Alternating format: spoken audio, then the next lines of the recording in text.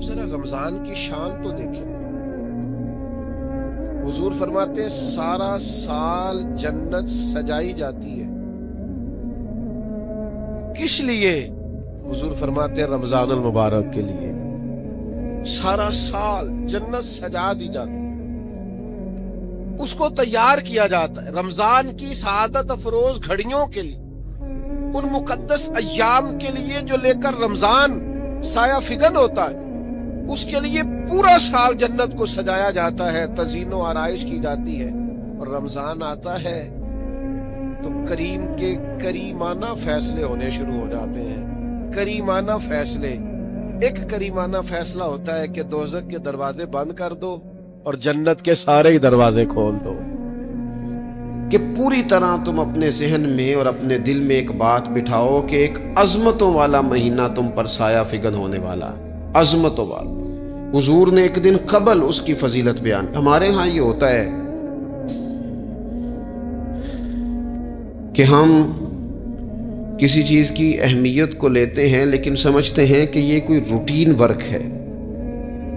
یعنی نارملی ہر سال رمضان شریف آتا ہے، اپنے وقت کے حساب سے چاند بدلتا ہے اور اپنے وقت پر رمضان شریف آ جاتا ہے. ہم سمجھتے ہیں کہ مطلب روٹین کا ایک معاملہ ہے، ایک روٹین کی چیز ہے.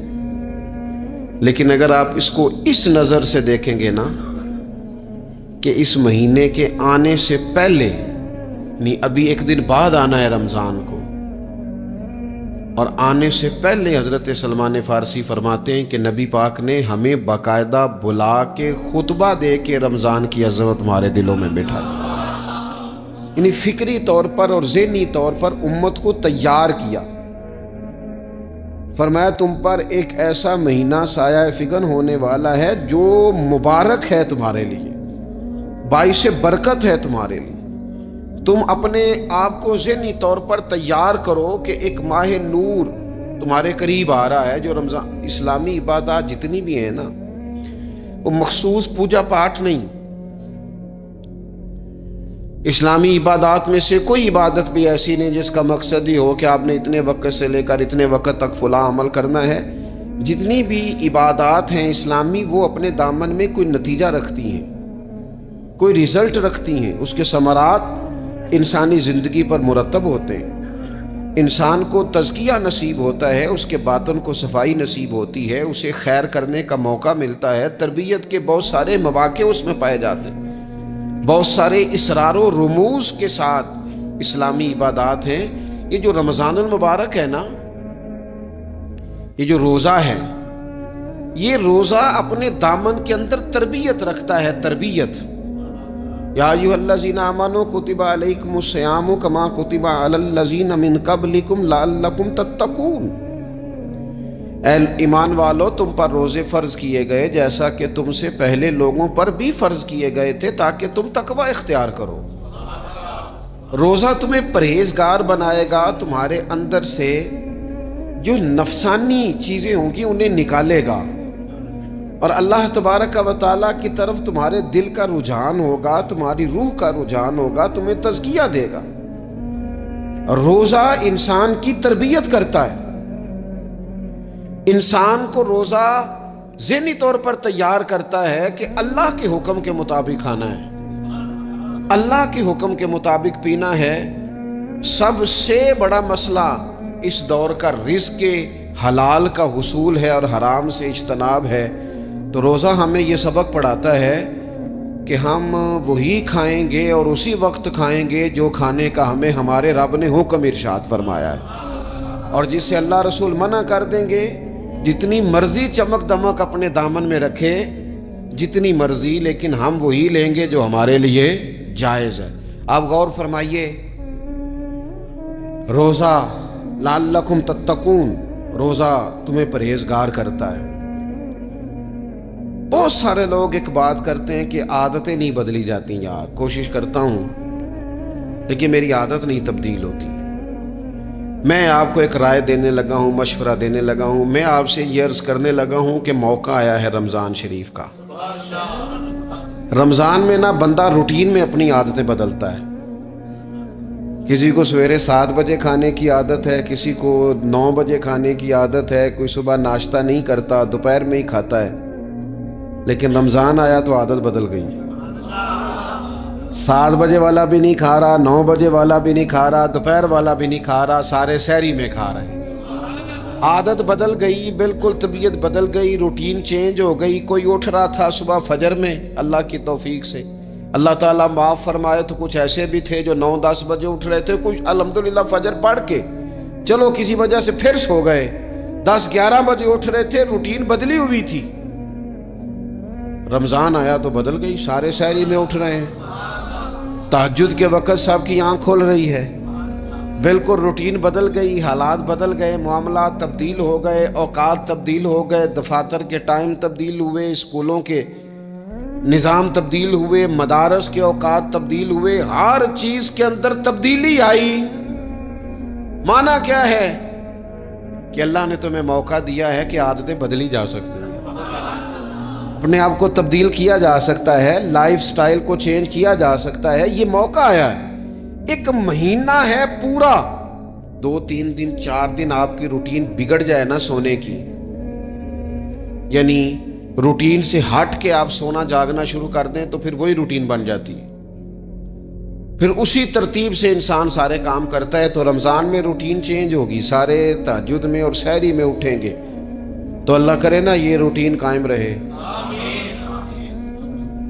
رمضان میں تو اٹھتے تھے سحری کرنے کے لیے، تو اللہ کرے روٹین بن جائے اور سارا سال اٹھیں تہجد کی نماز ادا کرنے کے لیے، اللہ کرے روٹین بن جائے، چیزیں تبدیل ہو جائیں۔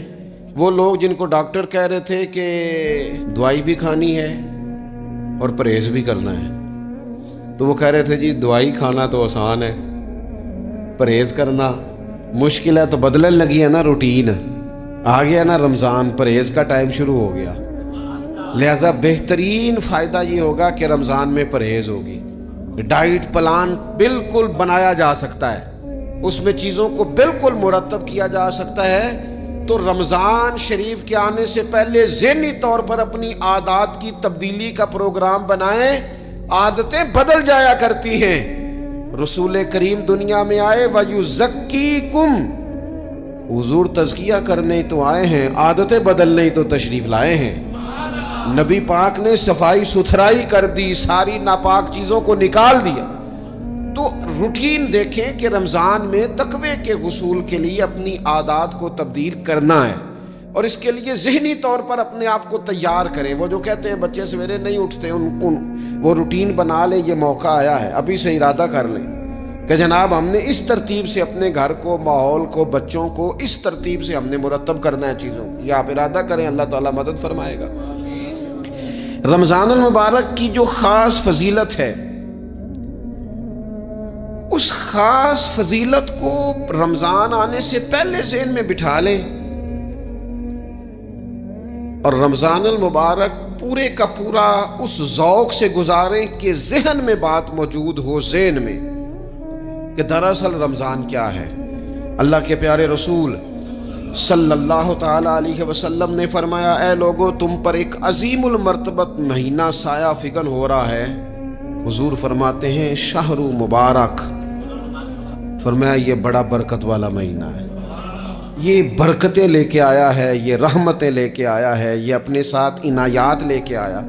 اور نبی اکرم صلی اللہ تعالی علیہ وآلہ وسلم نے فرمایا جو بندہ بھی قرب الہی کی نیت سے رمضان میں نیکی کا طلبگار ہوگا، فرمایا وہ اگر نفل نیکی کرے گا نا تو اللہ تعالیٰ اسے فرض کے برابر ثواب عطا فرمائے گا۔ اور حضور علیہ الصلوۃ والسلام فرماتے ہیں جو اس مہینے میں ایک فرض ادا کرے گا اللہ 70 فرضوں کے برابر اجر عطا کرے گا۔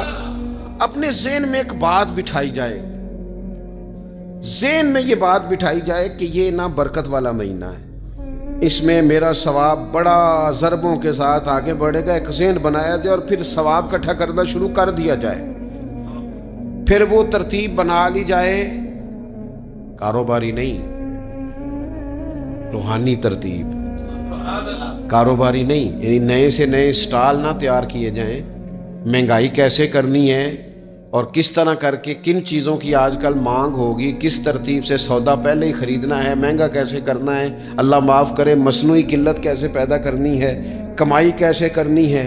رمضان کے اندر جناب لوگ ساری ترتیب لگا کے ساری، میرے ایک دوست ہیں میڈیکل کے شعبے سے وابستہ ہیں، تو مجھے کہنے لگے کہ ڈاکٹر بھی اپنی روٹین بدلتے ہیں اور معدے والی ساری دوائیاں بھی اکٹھی کر لیتے ہیں کیونکہ رمضان آنے والا ہے، یہ زیادہ لوگ استعمال کریں گے۔ وہ ماحول نہ پیدا کریں کہ ہر چیز دنیا داری ہو جائے، ہر چیز دنیا داری نہیں، ہر چیز کو ایک نیا روپ دے دیا جائے اور نیا سے نیا مال کمانے کا سلیقہ بنایا جائے۔ میں اکثر کہا کرتا ہوں کہ رمضان تو اس لیے تھا نا کہ اس میں کم کھانا ہے، تھوڑا کھانا ہے، لیکن اگر بندہ کہے کہ میں نے صبح کا چونکہ کھایا نہیں لہذا اب شام کو اتنا کھانا ہے کہ ہفتے سے پہلے ڈاکٹر کے پاس بھی جانا ہے، میں نے وہ سارا پوری کرنی ہے روٹین، تو پھر وہ مقصد کو نہیں نہ سمجھا، پھر اس نے اس خوبصورتی کو نہیں پایا جو خوبصورتی اس کو دین دینا چاہتا تھا۔ ایک تو رمضان کی فضیلت کو سمجھنا ہے، اور پھر جب ہم روزہ دار ہیں، ہم نے روزہ رکھا ہوا ہے، تو نبی پاک علیہ السلام نے خود اس مفہوم کو کھول کے بیان کیا، فرمایا جس بندے نے جھوٹ نہیں چھوڑا، گناہ نہیں چھوڑا، گویا غیبت نہیں چھوڑی، بدی نہیں چھوڑی، اللہ کے محبوب علیہ الصلوۃ والسلام فرماتے ہیں پھر اللہ تعالیٰ کو اس کے بھوکا پیاسا رہنے کی تو کوئی ضرورت نہیں، کیونکہ لعلکم تتقون، تقوی اختیار کرنا تو روزے کا مقصد تھا، اور اگر اس نے وہ بات کو سمجھا ہی نہیں، استاد کے لیے صرف استاد ہو جانا ہی ضروری نہیں، اس کو پھر اپنے منصب کا لحاظ کرنا بھی ضروری ہے کہ میں استاد ہوں۔ والد کا صرف والد ہو جانا ہی کمال نہیں، اس کو پھر اس منصب کے تقاضوں کو بھی سمجھنا چاہیے کہ اب میں ایک باپ ہوں، اب میں روٹین میں وہ آزاد نہیں ہوں کہ جہاں میرا جی چاہے گا جاؤں گا، جہاں میری طبیعت چاہے گی میں کھاؤں گا، جہاں میرا دل کرے گا میں وہ کام کروں گا۔ اب آپ سرپرست ہیں، سربراہ ہیں۔ انسان دیکھیں نا، ایک شخص ہے وہ عالم ہے، علم پڑھ لینا صرف کمال نہیں، وہ اپنے منصب کو بھی تو سمجھے نا، اس منصب کے وقار کو، اس کے لحاظ کو بھی تو سمجھے نا۔ ایک آدمی اگر عمر رسیدہ ہے، بڑا ہے، بزرگ ہے، اور وہ چاہتا ہے کہ میری بزرگی کی وجہ سے میرا اکرام کیا جائے، تو اسے اپنے منصب کا بھی لحاظ کرنا پڑے گا۔ اس کو حضرت سعدی فرمایا کرتے تھے میں نے 18 سال کے بزرگ دیکھے اور میں نے 75 سال کے بچے دیکھے۔ حضور کیا مطلب؟ فرمانے لگے عمر ہو گئی لیکن اپنے منصب کا خیال نہ کیا، عادات بچوں والی رہی۔ اور فرماتے میں نے ایسے لوگ دیکھے جن کو شروع وقت میں ہی اللہ والوں کی صحبت نصیب آئی، تو وہ جو بزرگی ہے وہ پھر عمر کی وجہ سے نہیں ملی، وہ اللہ نے علم اور عمل کی وجہ سے عطا فرما دی۔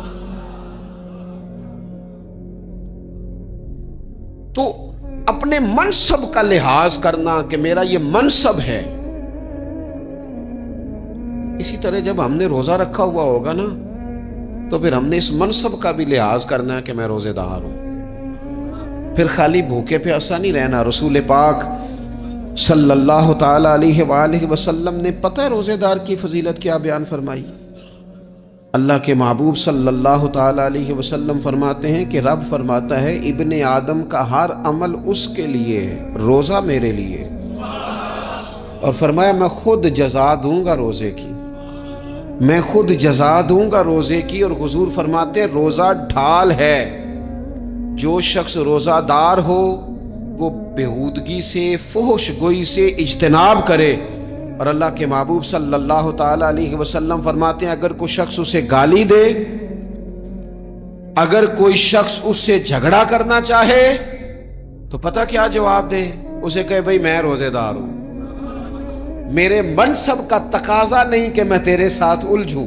اور رسول پاک صلی اللہ علیہ وسلم فرمانے لگے اوہو اتنی بڑی بات۔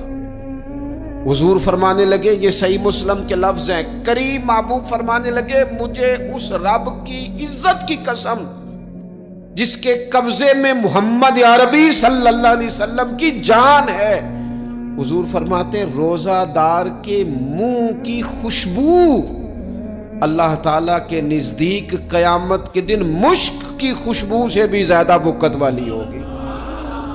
اس کے منہ سے جو خوشبو آتی ہے قیامت میں مشک پیچھے رہ جائے گا، اور رب کی بارگاہ میں صرف روزہ دار کے منہ سے، اگر تیرے منہ کی خوشبو رب کو اتنی پسند ہے تو تجھے بھی تو اپنے منصب کا خیال ہونا چاہیے کہ میں نے روزہ رکھا ہوا ہے، میں روزہ دار ہوں۔ اور میرے نبی پاک علیہ السلام کے یہ دو لفظ ہیں نا، وہ صوفیاء ہیں نا، اللہ کے نیک بندے جو ساری زندگی تڑپتے رہے کہ کبھی یہ حقیقت منتظر نظر آنا لباس مجاز میں، کبھی مالک ایک دفعہ کبھی تیرا جلوہ ملے، کبھی یہ حقیقت منتظر نظر آنا لباس مجاز میں، لاکھوں سجدے تڑپ رہے ہیں میری جبین نیاز میں، اور جو ساری زندگی کہتے رہے کہ ہم تو عمر دراز مانگ کے لائے تھے 4 دن، 2 آرزو میں کٹ گئے، 2 انتظار میں کہ دیکھو انہیں انعام ملنے لگا۔ جو اس کی راہ کے سوالی تھے، جو اس کے رستے کے مسافر تھے، جو اسے پانا چاہتے تھے، جو اس کی دید کرنا چاہتے تھے، جو اسے ملنا چاہتے تھے، میرے رسول پاک علیہ السلام نے فرمایا روزہ دار کو 2 خوشیاں ملیں گی۔ ایک خوشی اس وقت ملتی ہے جب وہ افطار کرتا ہے، اور فرمایا ایک خوشی اس وقت ملے گی جب وہ اپنے رب سے ملاقات کرے گا، جب وہ اس سے ملے گا تو اس وقت روزہ دار کو خوشی ہوگی۔ میرے دوستو، خوشی تو جو ہوگی سو ہوگی، لیکن یہ لفظ بڑے حسین نہیں کہ روزہ دار کی رب سے ملاقات ہوگی، یہی لفظ بڑے باکمال نہیں۔ ایک روایت میں تو یہ ہے نا کہ روزہ میرے لیے ہے، میں اس کی جزا دوں گا، اور ایک روایت میں یہ ہے کہ روزہ میرے لیے ہے اور رب فرماتا ہے میں خود روزے کی جزا ہوں، یعنی باقی نیکیوں پر ثواب ملے گا، روزہ رکھنے والے کو رب رحمان ملے گا۔ نبی اکرم صلی اللہ تعالی علیہ وسلم کے امت کے صوفیاء نے نا کچھ چیزوں کو بڑا کھولا ہے۔ عارف رومی کہتے ہیں کہ ایک دن نا محمود غزنوی نے خزانوں کے دروازے کھول دیے اور فرمایا بھئی میں نے آج ہر چیز کھول دی ہے، جو جس چیز پہ ہاتھ رکھے گا وہ اسی کی ہو جائے گی۔ لوگ دوڑے، کوئی سونے کی طرف، کوئی چاندی کی طرف، کوئی جائیدادوں کی طرف، کوئی خزانے کی کنجیوں کی طرف، کوئی بڑے بہترین گھوڑے اور اونٹوں کی طرف، لوگ دوڑ گئے، جو جس پہ ہاتھ رکھے گا اسی کا، سب بھاگ گئے۔ ایاز بیٹھا ہے، نہ وہ حسن میں رہی شوخیاں، نہ وہ عشق میں رہی گرمیاں، نہ وہ غزنوی میں تڑپ رہی، نہ وہ خم ہے زلف ایاز میں، وہ لذتیں کہاں۔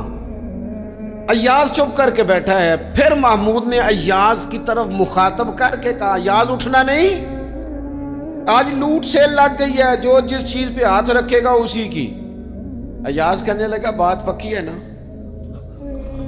تو محمود خوش تھے، موڈ بڑا اچھا تھا، کہا بالکل پکی ہے۔ تو ایاز کہنے لگے چلو ٹھیک ہے۔ ایاز اٹھے، پیچھے سے جا کے نا تو محمود کے کندھے پہ ہاتھ رکھ دیا، محمود کے کندھے پہ ہاتھ رکھا۔ محمود کہنے لگے یہ کیا بات کا، آپ سے میں نے پوچھا تھا بات پکی ہے، جو جس پہ ہاتھ رکھے گا اسی کا نا۔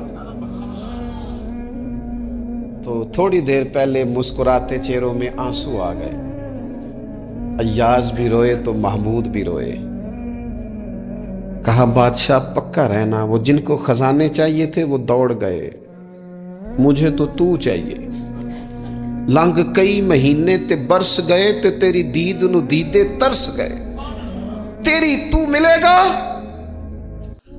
تو پھر کہا محمود نے، اس نے کہا میں وعدہ کر چکا تھا، بس ٹھیک ہے، باقیوں کے خزانے اور میں تیرا، طے ہو گئی۔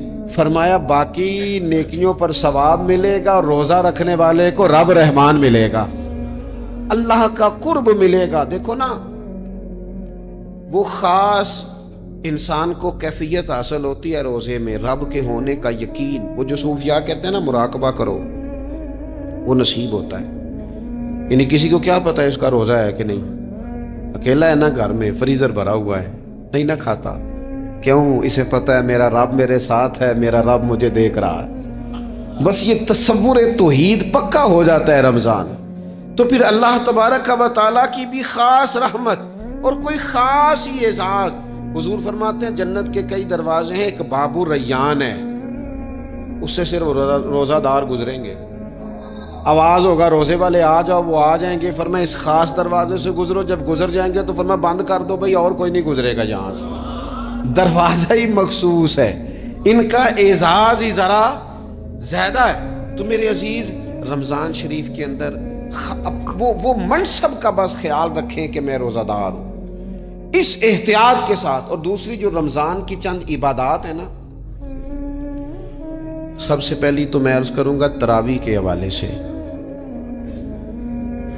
یہ بات یاد رکھ لیں کہ نبی پاک علیہ الصلوۃ والسلام نے فرمایا جس نے ایمان اور احتساب کی نیت کے ساتھ رمضان میں قیام کیا، اللہ اس کے پچھلے سارے گناہوں کو معاف فرما دے گا. اور ایک مقام پر نبی پاک صلی اللہ تعالیٰ علیہ وسلم نے بیان کیا، یہ مشکات میں موجود ہے. حضور فرماتے ہیں رمضان اور قرآن دونوں قیامت کے دن بندے کی شفاعت کریں گے. رمضان کہے گا یا اللہ میں نے اسے دن بھر کھانا کھانے سے باز رکھا اور تیری بارگاہ کے حکم کے مطابق اس نے اپنے آپ کو ان چیزوں سے بچا کے رکھا. اور قرآن کہے گا مالک رات میں نے اسے نیند سے روکے رکھا. کیا مطلب؟ اس نے کھڑے ہو کے عبادت کی. اگرچہ اس سے مراد شارحین حدیث نے تراویح بھی لیا ہے، تہجد کی نماز بھی لیا ہے، صلاۃ اللیل بھی لی ہے، لیکن میرے عزیز یہ خاص ربط ہے قرآن مجید کے ساتھ تراویح کا. مسنون ہے رمضان کی راتوں میں قرآن مجید اور تراویح کا پڑھنا.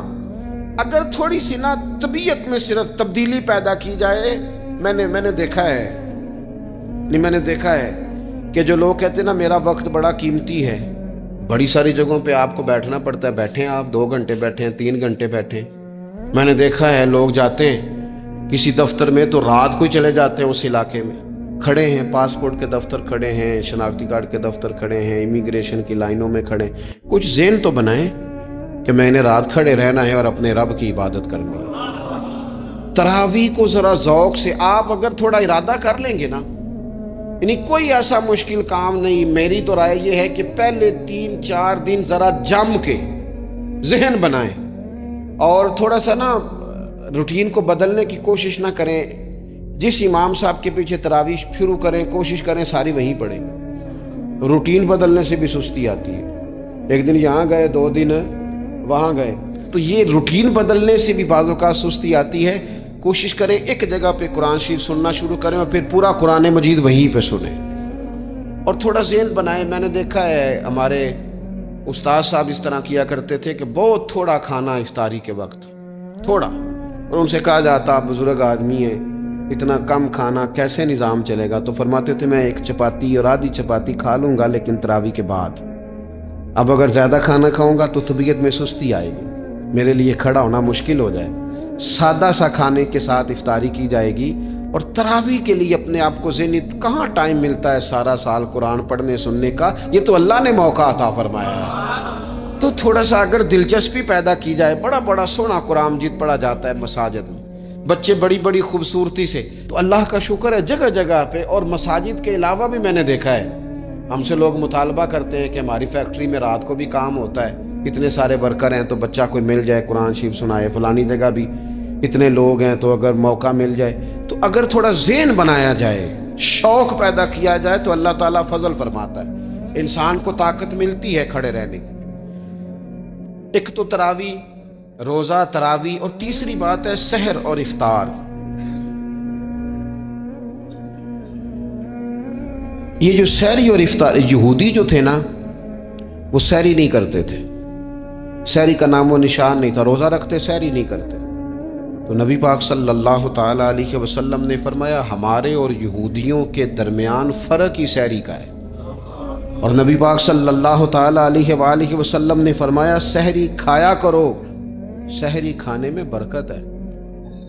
اور اگلی بات سننی ہے آپ نے تو خوش ہو جانا ہے، سحری کو معمولی نہ سمجھے، سحری کرنا عبادت ہے. ہاں آپ مت سمجھیں کہ میں روٹی کھا رہا ہوں، یہ تو میرے سامنے دہی رکھا ہوا ہے، یہ تو سالن رکھا ہوا ہے، یہ تو اچار رکھا ہے، تو چپاتیاں رکھی ہیں. سحری کھانا عبادت ہے. آپ صبح اٹھے، آپ کی تو روٹین ہی اور تھی، تو 7 بجے کھاتے تھے، 9 بجے کھاتے تھے. یہ جو آپ صبح کھا رہے ہیں اٹھ کے سحری میں، اپنی مرضی سے تھوڑی کھا رہے ہیں. یہ تو کسی کے کہنے سے کھا رہے ہیں، یہ تو کسی کے بٹھائے بیٹھے ہیں. یہ جو سحری کا لنگر ہے یہ رب رسول کی رحمت کے ساتھ عطا ہوتا ہے. یہ کرم ہے، یہ اللہ رسول کے بٹھائے بیٹھے ہیں. کیا میرے رسول پاک صلی اللہ تعالی علیہ وآلہ وسلم نے بات کھولی ہے، ترغیب و ترہیب میں حدیث ہے. اللہ کرے یہ کبھی چسکا لگ جائے، یہ والا مزہ آ جائے تو پھر تو گھر میں دسترخوان نہیں بچھا ہوا ہوگا، پھر تو رنگ ہی کوئی اور ہوگا. حضور فرماتے اللہ تعالی اور اس کے فرشتے سحری کھانے والوں پر رحمتوں کا نزول فرماتے ہیں. کھائی روٹی جا رہی ہے، پکا ہوا کھانا ہے، لیکن حضور فرماتے ہیں رب بھی رحمتیں فرما رہا ہے اور اللہ کے حکم سے فرشتے بھی رحمتوں کا نزول کر رہے ہیں سحری کھانے والوں پر. تو خوب توجہ سے، ذوق سے، شوق سے. اور پھر جو افطار کا معاملہ ہے، حضور فرماتے ہیں جب روزہ کھولنے والا روزہ کھولتا ہے تو جو دعا مانگتا ہے رب قبول فرما لیتا ہے. یعنی افطار کا وقت ایسا ٹائم ہے جو دعاؤں کی قبولیت کا وقت ہے. افطار کرنا بھی ہے، کرانا بھی ہے. مہنگائی ذرا عروج پہ چلی گئی ہے. میں بار بار کہتا ہوں، مجھ سے نا لوگ دعا کے لیے مجھے کہتے کہتے اپنے کئی دکھ بتا دیتے ہیں. تھوڑا سا نا افطاریاں مہربانی فرمائیے گا سیاسی نہ کیجیے گا. وہ جن سے مال لیتے ہیں، وہ جن کو مال دیتے ہیں، وہ جن سے ووٹ لینے ہیں، وہ جنہوں نے ووٹ لینے ہیں، اس بنیاد پر سحر افطار کے بندوبست نہ کریں رضا الہی کے لیے. میرے محبوب فرماتے ہیں جس نے رب کی رضا کے لیے کسی کو افطار کرایا، جتنا ثواب اللہ روزہ رکھنے والے کو دے گا اتنا افطار کرانے والے کو بھی عطا کرے. اور ایک حدیث تو آپ پڑھیں گے تو جھوم جائیں گے، سنیں گے تو خوش ہو جائیں گے. المعجم الکبیر میں موجود ہے. نبی پاک علیہ السلام فرماتے ہیں جس نے حلال کھانے اور حلال پانی سے کسی کا روزہ افطار کرایا نا، ذرا دیکھنا غریبوں کے گھروں کو جھانکنا، ذرا اپنے عزیزوں میں ایک نظر دوڑا لینا، ذرا رمضان کی نیت کر کے رمضان سے پہلے ہی غرباء تک راشن پہنچا دینا. ان کی فکر دور ہو جائے، وہ پہلی شام ہی اپنے بچوں کے ساتھ آسودہ حال ہو کے بیٹھے. دیکھ لینا یہ نہ ہو کہ ایک بھائی کھل کے کھا رہا ہو اور دوسرے کے بچے منتظر ہوں کہ آج سحر افطار میں کیا کرنا ہے. اپنے گلی محلے میں دیکھ لینا. ہم اس رسول کے ماننے والے ہیں جنہوں نے فرمایا میں اسے مومن ہی نہیں جانتا جو پیٹ بھر کے کھائے اور اس کا ہمسایہ بھوکا رہ جائے. تھوڑا سا اپنے ارد گرد نظر ڈال لینا. المعجم الکبیر میں حدیث موجود ہے. اللہ کے پیارے رسول صلی اللہ تعالی علیہ وسلم نے فرمایا جس نے حلال پانی سے، حلال روٹی سے کسی کا روزہ افطار کرایا تو فرمایا فرشتے اس بندے کے لیے رمضان کے دنوں میں، رمضان کی گھڑیوں میں دعا کرتے ہیں اور جناب جبریل امین اس کے لیے شب قدر کی رات دعا کرتے ہیں. حضرت جبریل شب قدر میں دعا کریں گے خاص رات، یا اللہ اس بندے پر فضل فرما، اس نے تو غریب آدمی کو افطار کرا. یہ ایک عبادت ہے، اس عبادت کا خیال کریں. پھر اعتکاف آئے گا، رمضان کے آخری 10 دنوں کا اعتکاف. اسلام میں رہبانیت نہیں ہے، لیکن کبھی کبھی سب سے کٹ کے اپنے رب کے ساتھ جڑ جانا. کچھ رات کی عبادتیں، کچھ تنہائی کے اذکار، کچھ درود و سلام کا ذوق.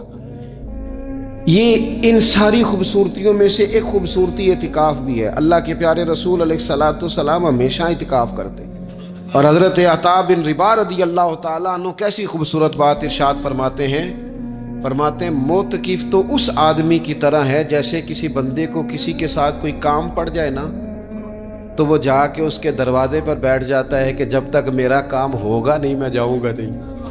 فرماتے ہیں یہ اعتکاف والا بھی آ کے رب کریم کے گھر بیٹھ گیا ہے کہ جب تک تو معاف نہیں کرے گا میں جاؤں گا نہیں، جب تک تو بخشش نہیں کرے گا میں اس دروازے سے ہٹوں گا نہیں. حضرت ابن عباس رضی اللہ تعالیٰ عنہ نبی پاک علیہ السلام کے روضہ انور کی طرف اشارہ کر کے کہا کرتے تھے زیادہ دیر نہیں ہوئی، اشارہ کر کے کہتے تھے زیادہ دیر نہیں ہوئی، اس روضہ مبارک میں آرام فرما.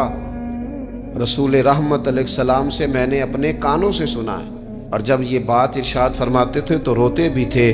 فرماتے ہیں میں نے خود نبی پاک علیہ الصلاۃ والسلام سے سنا ہے کہ جو شخص اللہ تعالیٰ کی رضا کے لیے ایک دن کا بھی اعتکاف کرے گا نا، اللہ تبارک و تعالیٰ اس کے اور جہنم کے درمیان 3 خندقوں کی آڑ بنا دے گا، اور فرمایا ان کی مسافت زمین و آسمان سے بھی زیادہ ہوگی۔ یہ 3 خندقیں اتنی بڑی جن کی چوڑائی زمین آسمان سے بھی زیادہ ہوگی، ایک دن اعتکاف کر لے تو اللہ اس بندے کو دوزخ سے اتنا دور فرما دے گا۔ بہت سارے لوگ ہیں جن کو بڑا ٹائم ملتا ہے چھٹیاں گزارنے کے لیے، کبھی کسی سیاحتی مقام پر، کبھی کسی سیاحتی مقام پر، خرچہ بھی مل جاتا ہے، کام بھی ہو جاتا ہے، سارے سلسلے بن جاتے ہیں، بڑی بڑی جگہوں پہ لوگ جا کے ٹائم گزارتے ہیں۔ تو ایسا نہ ہو کہ 10 دن اللہ کے گھر میں بھی گزارے جائیں۔ علماء نے لکھا ہے کہ کوشش تو کریں ہر سال اعتکاف ہو، نہ ہو سکے تو چلو چند سالوں کے بعد ہو جائے، اور فرماتے ہیں کہ زندگی میں ایک دفعہ تو اس سنت کو ضرور ادا کرنا چاہیے۔ کوئی بندہ ایسا نہ ہو جو محروم رہ جائے، زندگی میں ایک بار صحیح پر اعتکاف کے ساتھ اپنے آپ کو وابستہ ضرور کرے۔ رمضان المبارک کے اندر آخری عشرہ شب قدر کی تلاش کا عشرہ ہے۔ اللہ کے پیارے رسول صلی اللہ تعالیٰ علیہ وسلم ان 10 دنوں میں خود بھی عبادت کرتے تھے اور گھر والوں کو بھی جگایا کرتے تھے، اور اپنے اہل خانہ کو تاکید فرماتے تھے کہ اٹھو اٹھو، آگے بڑھو، یہ آرام کرنے کے دن نہیں ہیں۔ ہمارے ہاں یہ ہوتا ہے کہ وہ جو آخری 10 دن زیادہ عبادت کے تھے، شب قدر کی تلاش کے تھے، وہ آخری 10 دن سارے بازار میں گزر جاتے ہیں، کپڑے سلوائے جا رہے ہیں، کپڑے خریدے جا رہے ہیں، جوتے خریدے جا رہے ہیں، واپس کیے جا رہے ہیں، دوبارہ لیے جا رہے ہیں، سفر ہو رہا ہے، آنا جانا ہو رہا ہے، عیدیاں بٹ رہی ہیں۔ تو یہ سارے کام جو آخری عشرے میں کرنے ہیں، جو زیادہ عبادت کے دن تھے، وہ سارے کام تو رمضان سے بھی پہلے کر لینے چاہیے۔ کپڑے رمضان سے پہلے خریدے جائیں، پہلے سلوا لیے جائیں، جوتے پہلے لے لیے جائیں، ضرورت کے کام پہلے کر لیے جائیں۔ جہاں آپ کو جو بانٹنا ہے وہ رمضان سے پہلے کریں۔ وہ مفت کی اپنے دل کو مطمئن کرنا کہ اب میرے پاس یہ بڑے میں خیر کا کام کرنے نکلا ہوا ہوں، میں عیدی بانٹنے جا رہا ہوں، یہ پہلے بانٹنے تھے۔ یہ عجیب بات ہے کہ جو زیادہ وقت مسجد میں گزارنے کا ٹائم تھا وہ سارا ہم نے ضائع کر دیا۔ وہ ادھر ادھر بازاروں کی نظر ہو گیا، میل ملاپ کی نظر ہو گیا۔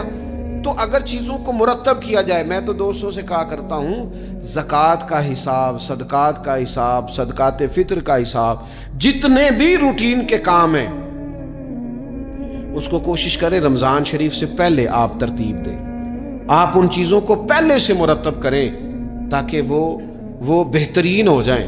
ہم تو اس دین کے ماننے والے ہیں جہاں نیت کرو تو اجر شروع ہو جاتا ہے۔ آپ رمضان کی نیت سے جو آج خرچ کریں گے اس کو اللہ تعالیٰ رمضان کے ثواب کے برابر ہی اجر عطا فرمائے گا۔ لیکن وہ ہم نا کچھ لوگ بڑا ایک صاحب مجھ سے کہنے لگے جی میں نے سنا ہے صدقہ فطر آخری عشرے میں ہی دینا چاہیے۔ میں نے کہا آپ کا پروگرام تب دینے کا، اس لیے آپ نے یہ گاڑا کر کے سن لیا، ذرا اس کو آپ نے زیادہ غور سے سن لیا ہے۔ آپ جب ضرورت محسوس کریں، جب آپ سمجھیں کہ کسی کو ضرورت ہے، ضرورت کے وقت کوئی چیز کام نہ آئی تو پھر کب جا کے کام آئے۔ تو میری آپ سے یہ اپیل رہے گی کہ پہلے سے چیزوں کو مرتب کریں، معاملات کو پہلے سے طے کریں۔ وہ لوگ بڑے اچھے ہوتے ہیں جو وقت پر منصوبہ بندی کرتے ہیں، جو چیزوں کو ٹائم پہ مرتب کرتے ہیں۔ وہ ٹائم جو ہمارا بالکل اللہ کی بارگاہ میں حاضری کا ہے، عبادات کا ہے، اگر وہ سارا گاڑیوں کی نظر ہو جائے گا، اسفار کی نظر ہو جائے گا تو ہم نے حاصل کیا کیا۔ ایک بات آخر میں بڑے درد کے ساتھ آپ کی خدمت میں عرض کرنی ہے، ہر سال کہتا ہوں، اس سال بھی کہوں گا، ذاتی اخراجات کو کچھ کم کیا جائے۔